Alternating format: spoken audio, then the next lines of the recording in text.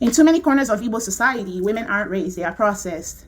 They are not seen as human beings. They are seen as objects by men, by women. Most of the time, Igbo girls are raised to serve, okay? They are taught to be very industrious so that they can hold on to marriages, whether the marriages are dead or not. But let's talk about the ways in which their fathers use them, okay?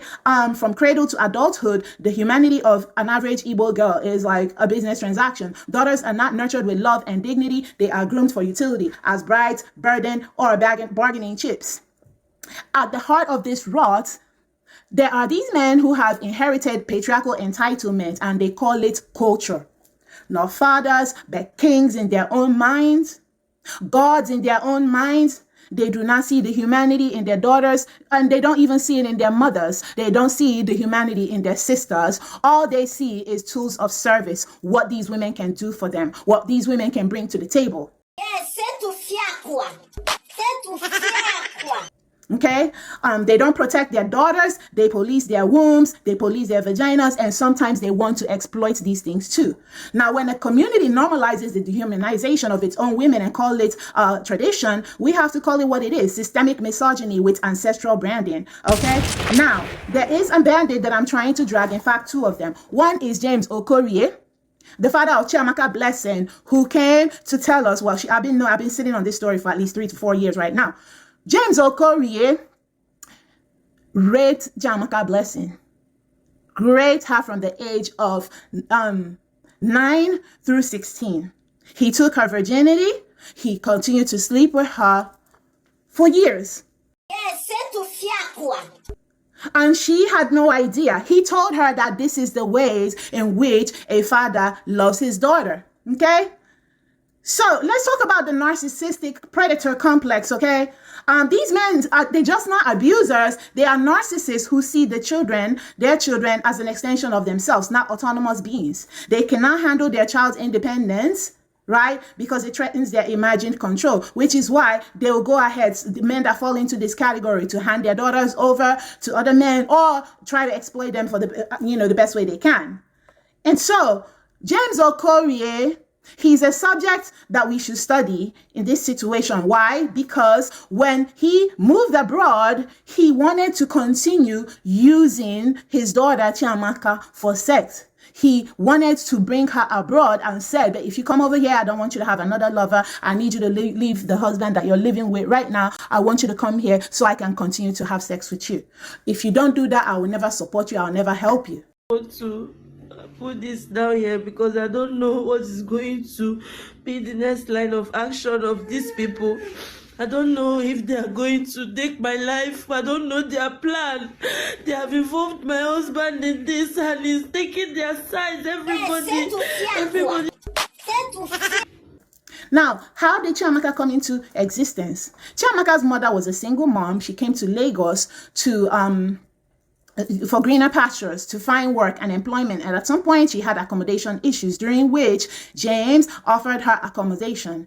After James offered her accommodation, you know how these Nigerian men are, these bandits, they cannot help women unless you are fucking them, okay? And so that's how he got her pregnant with Chiamaka. Now, at some point when this woman wanted to remarry, right, she decided to bring Chiamaka back to her father, because in Igbo land of old, you having a child is something that is a stigma, and many men would not want to marry you under those circumstances. Now, Chiamaka was brought back to her father, and that was the moment that he started to use her sexually. He is her father, but he slept with her. He raped her many times, forcefully, through the vagina and through the rear.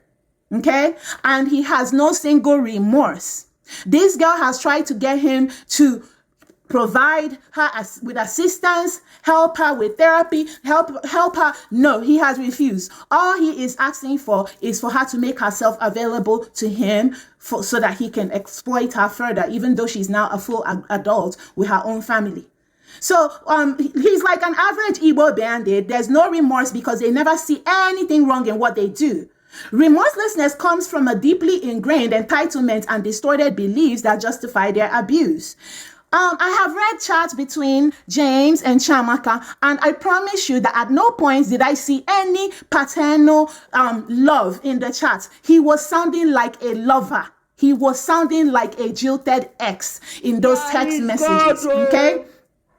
So, he is currently threatening Chiamaka with legal action as a way to silence her and restore his honor, his family's honor. And the interesting thing is that James Okorie, his family members, also knew that he was doing this to Chiamaka and did nothing about it. She went to them for help, did nothing. She went to her mother for help, and everybody told her, as long as he is paying for your tuition, please accept it, because it rains everywhere and you don't know what other people are going through.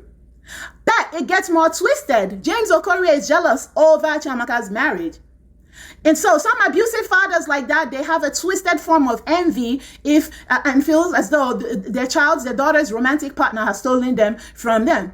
So, imagine how rotten you have to be to compete with your own daughter, her husband. Then, it is really, really sad that bad men like this are able to get away from, justice because the community supports them. Just like when Chiamaka started telling her story, Anguli could down or try to make it about her and try to, bring support these degenerate bandits. Anguli could down, like she was out there, like really, really trolling this girl with her followers. Okay, that is how men like this are empowered.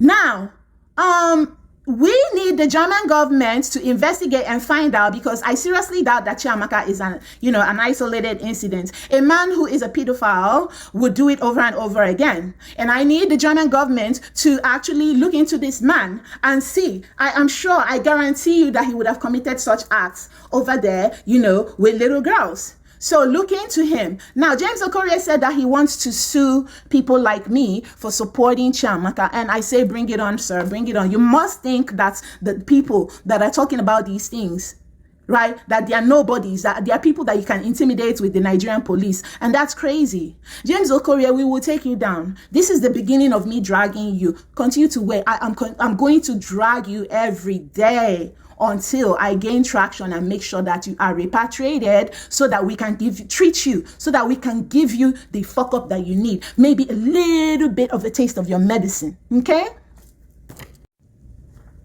In other news, we also saw another Igbo father who gave out his daughters, I think 3 of his daughters, to older men the moment their mother, his wife, died.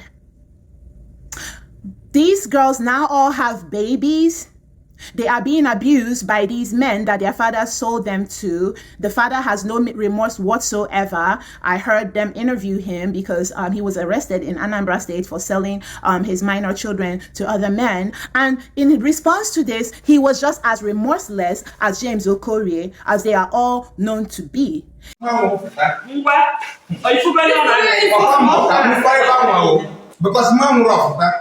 you are not my daughter again in this text. If you I'm not being your daughter. I regret it. Ma, so I wanted to go to school. My father did not want to train me in school. What he's doing is say I should marry to this man. And since then, this man carried me to his house. This man had been maltreating me. Every time he was beating me. He sounds like every bandit lying, trying to make turn around a crime that they committed against other people and make themselves the victim. He's like, when the lady asked her, what do you have to say about, the ways in which you married out your young minor children to these older men? And he said, that is how all of them sound when they start to lie and you try to hold them accountable. They can never, ever be accountable for anything they do. They can never. One, he married a 14-year-old to a 70-year-old man. And so what is the point of all of this? I have told you guys that these men do not see the humanity in their mothers, in their daughters, in their sisters. And it's worse for everybody else, including their wives. They do not see the humanity in them. They only see them as tools to be exploited and used. Okay? This is why an Igbo girl will be raised and prepared for marriage all her entire fucking life. Her family will tell her that her home is with her husband and his people. That is why they cannot do much for her as she's growing up. Okay? But then when she gets married, the husband and the family can reserve the right to also treat her as an outsider. And do you know the craziest part of this? When the parents, the bad parents actually get old, they still expect the Igbo girl to come back and take care of her old parents, even though they withheld resources from her because she will end up in another family.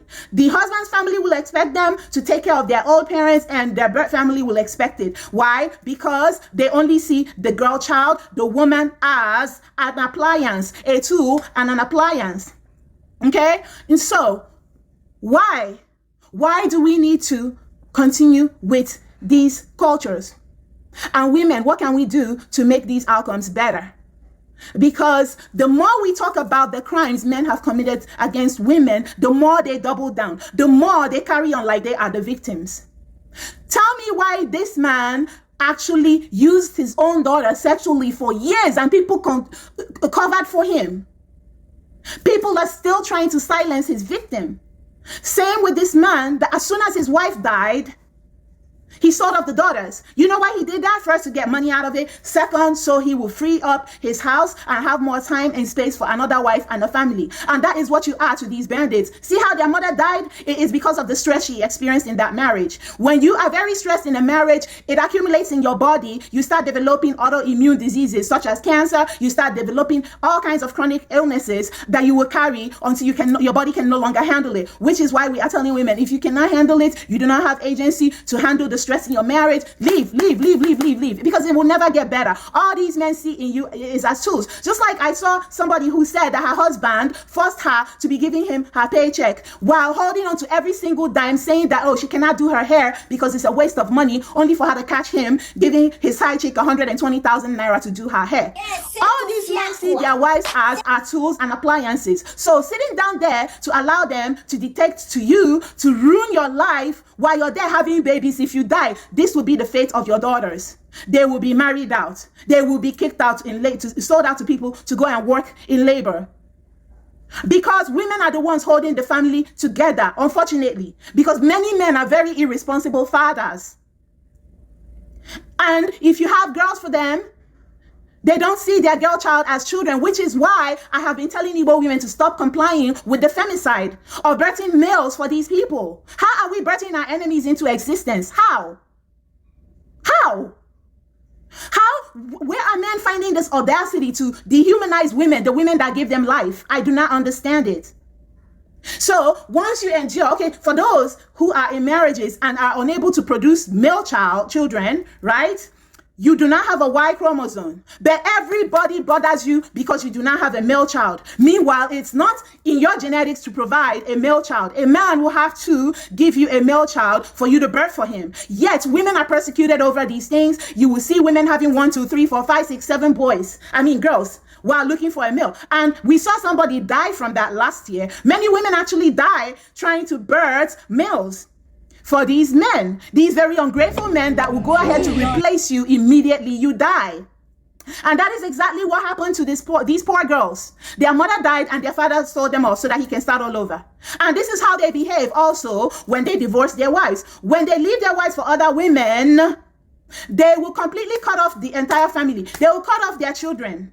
They will cut them off because the children were never human to them. The children are extensions of their egos.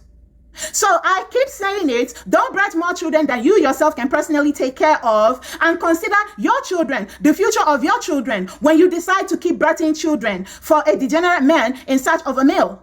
Because we know that every 7 seconds a woman dies somewhere in the globe in childbirth. We are not special. We do not know if we're going to survive that experience. So why are you putting your life at risk for a degenerate bandit? Why would you do it? He will never sacrifice anything for you. He's cheating on you, showing you that he has no respect for you. He's spending the family funds on other women. And you think birthing 7 children will help? You think birthing a male will help? And then you are not even considering the children you do have. You are trying to have all these children, but if you die in the process, have you ever considered what will happen to your children if you die in the process? Okay.